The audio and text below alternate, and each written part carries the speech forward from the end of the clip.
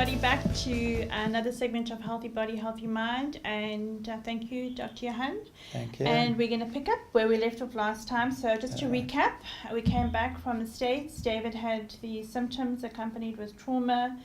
He did his own checklist. He came to you, and he had diabetes. Well, no, one. we diagnosed that. Diagnosed? Type 1 tennis. Okay, so what happens from 1? Now there's 2. Now you're saying there's many other levels. So what is the difference? Put it to you in a different sense. Diabetes is now classified in different categories, but I don't want to become academic about it because it's totally a new world that's going on out there. And everybody's trying to find a cure or way and a means to get out of the insulin dependencies. Okay. Now, type 1 are insulin dependence. Type 1 are? Insulin dependence. And when David came to me, it was such a severe presentation, both the symptoms and the finding. My first thought was he's a type 1 diabetic. So my first thought was, obviously he's going to need to have a proper, thorough checkup done. Everything, just not doing an organ check, like checking on his cardiac function, an organ check on his kidney function, organ check on his liver function. It's a whole profile you do. And if it was that picture that I got a bit of a fright about, because he presented with quite severe symptoms, the loss, weight loss, extreme weight loss, paresthesia, limb pain, and burning in his feet. His eyes, even and his vision too. One day we were in the store, he didn't even see me. He walked Yeah. straight past me. Lots of little things happened. So with a history of, there was a connection to the family side as well, from his family side. So, and even from my family side. So there were issues that you had to consider. So my first thought was type 1. And I said, this is going to require immediate assessment by an endocrinologist or physician. And I had that at the present time I saw him, immediate thought was he's a type 1.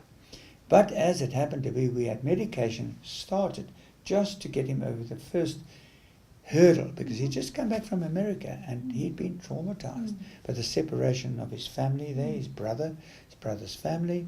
His whole lifestyle had changed. He'd come back here to South Africa.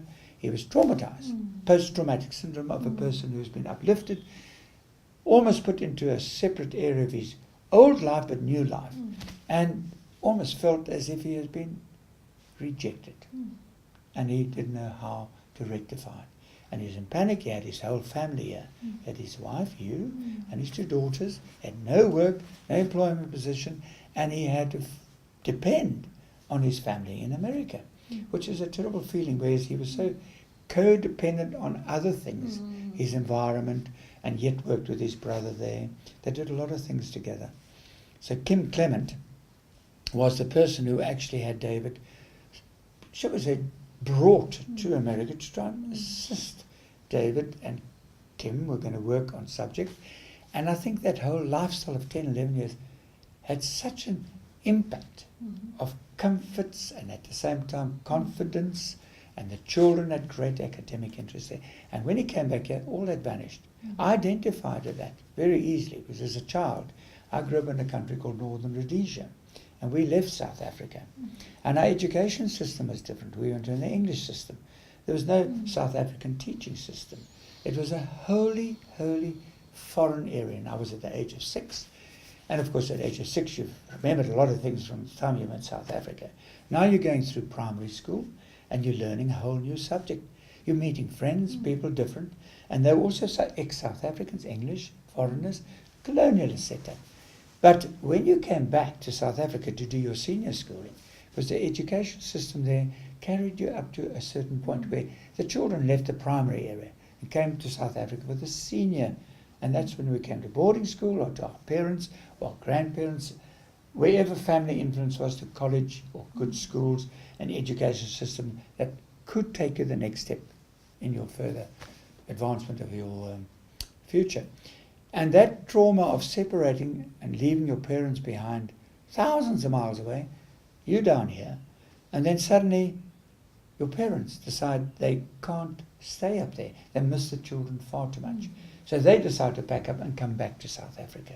Now you as a child want to first go back home, say cheerio to the dogs, say cheerio to your neighbours, your friends and everything. We're all going up on holidays by train, and now that whole picture has changed. You're now back in South Africa, back with your cousins. And that's why our identifying of cousins became so important, because they were the people, the vestiges of what you left before you did. Your friends you left before when you went back to Northern Rhodesia. Those friends you left here were not there anymore, or they were older, or you'd separated for years, different lifestyles, growing up in a different environment. So you couldn't transfer your new upbringing in a foreign country to your home territory, which is South Africa, and the colleges. So you identified with your cousins who you could understand, may understand you, because they knew when they saw you on various holidays that came down, that you were still okay. You were still the person they knew. But they even felt a bit strange about you. So the same experiences. David, your children, yourself, that separation period. The kids identified with their fellow Americans. They went to American school here. Still there. At university, they meet foreign kids. They can interact. But in real terms, they have not had a separation. They haven't had a parting of that subject to say, you're not going back ever again. They couldn't cope. There were some coping mechanisms not dealt with. So that trauma, that post-traumatic trauma, that emotional separation, has influenced David's diabetes. Responded very well to the medication I put him on, which was simple medication. It was actually nothing spectacular. I'm not going to go into details. But it stabilized him. And then I realized after his blood test came back and everything else, he was actually a type 2 diabetic. Yeah. Managed orally with medication. So no mouth. insulin? Is that No different? insulin. And he could cope, and the specialists we were going to send him to, I telephoned and discussed, because you were in such a trauma state at that time, you weren't even a medical aid, you weren't even covered for costs. So we covered those tracks, and he was stable. And his diabetes was controlled on common sense, his diet, and his medication orally. My fear was he going to go to the next Which would be? stage, step 1 again, diabetes 1, which is the severe insulin dependent kind. You see, that area is a very specialized area to deal with, because modern medicine now today have you measured to finer detail using blood tests to determine whether you are going to respond to that dose, and there's trial and error. No diabetic on insulin is ever going to be controlled on the same doses, the same time, every day. It's such a volatile situation. You've got to continually adjust. You've got to continually reassess. You've got to continually readjust your medication, meaning the units you take. But there is now, so David's diabetes now number 2. So there is a level, you can stay at that level forever. You could be, and you could cope, and you could even stay comfortably enough on the least medication.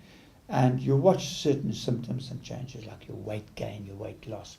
Medication can and he cause... changed his diet. We got rid of, diet, we really did get rid of sugar, did got more rid- walking, exercise. exercise. He did make a lifestyle changes. He made a lifestyle change. We didn't take his stress away from America. He's continually need to return. When he did return, it was not a very good return.